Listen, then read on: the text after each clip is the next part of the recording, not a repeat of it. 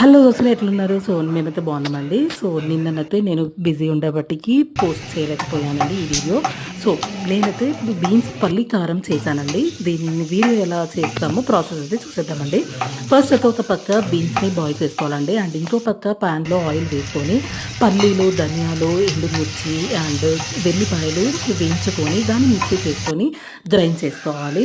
So అదే ప్యాన్లో ఇంకొంచెం ఆయిల్ వేసుకొని తాలింపు దినుసులు వేసుకొని ఆనియన్స్, కొన్ని పచ్చిమిర్చి అండ్ కరివేపాకు ఇవన్నీ వేసుకొని కలుపుకొని ఉడికించిన బీన్స్ని అయితే వేసుకోవాలండి. అవి కొద్దిగా మగ్గిన తర్వాత అందులో సరిపడా ఉప్పు, కారం వేసుకొని అండ్ కొన్ని వాటర్ పోసుకొని అది కూడా కొంచెం మగ్గాలండి. దాని తర్వాత మనం మిక్సీ పట్టుకున్న పల్లీల పొడిని అయితే వేసుకోవాలండి. సో లాస్ట్కి అయితే కొత్తిమీరతో గార్నిష్ చేసుకోవాలండి. అండ్ హైలైట్ అండి, బీన్స్లో చాలా మంచి ఫైబర్ ఉంటుంది. ఇది హెల్త్ కూడా మంచిదండి. మీరు ఒకటి ట్రై చేసి చూడండి.